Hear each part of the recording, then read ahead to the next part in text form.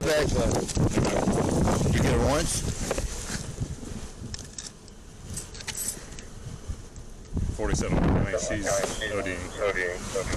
Narcan. Hey. Breathe. Come on, breathe. Hit her again. Rodney, she's not breathing. Hit her again.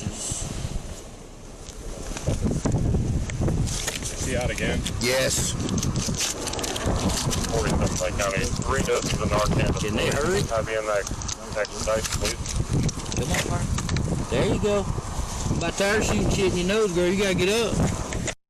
The Tavares Police Department in Florida is addressing questions surrounding what happens when someone gets exposed to fentanyl. This comes after the department said Officer Courtney Bannock was exposed to the drug during a traffic stop. Police say Bannock had trouble breathing and was drifting in and out of consciousness. Body camera video, which has gone viral, shows officers running to get the emergency medication Narcan. Tavares police said they released the video to the public as a warning about how dangerous fentanyl can be. Experts are now discussing if a brief exposure to fentanyl could cause an overdose or death. See, although Officer Bannock was wearing gloves while handling narcotics, officers say a gust of wind may have blown some of the drugs towards her and were inhaled into her system. But the thing about that is, no. I'll explain why I said that in a minute. Again, Officer Bannock has made a full recovery and was released from the hospital. With that said, you should know that the vast majority of overdose deaths in the US are from synthetic opioids like fentanyl, and only a small amounts need to be in one system to have devastating and deadly effects. However, not only does it not happen like this only seems to happen to police officers. You may remember this video of a California cop being saved, big quotation fingers, after fentanyl exposure back in January.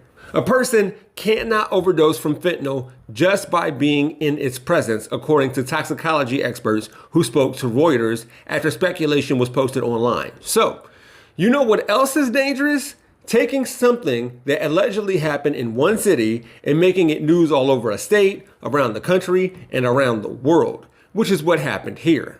When the local station was asked if there was a reason they did not include the clinical consensus on these types of stories, the producer said, "We didn't pursue it following the release of the video, but we may. We're seeing how this plays out. Police are conducting their own investigation." We took Tavares Police Department at their word that in fact the officer became overcome with fentanyl based on the fentanyl that was discovered by her in the traffic stop. According to an expert, quote, "I watched the video and it's not an overdose. So not only is it an impossible story, but fentanyl overdose is what we call a clinical diagnosis, meaning you can diagnose it based on specific criteria, unresponsiveness, respiratory depression, pinpoint pupils, etc. And this wasn't. Additionally, the few reports that exist of, quote, formal medical evaluation of those exposed in this fashion have failed to document any clinical findings or laboratory tests that are consistent with fentanyl poisoning. All of the findings that we see on this and other videos are inconsistent with fentanyl poisoning and are fully consistent with a stress/anxiety response. So the question isn't whether this story is a lie, it's why they're lying. Didn't we just go through this with fentanyl in Halloween candy? For Rebel HQ, I'm Jeff Wiggins. My architect knows Japanese. For more from the Young Turks, stay right here. To see additional content from yours truly, click on the Jeff Wiggins hashtag. You can also find me on my YouTube channel, We Gonna Be Alright. Thanks for watching.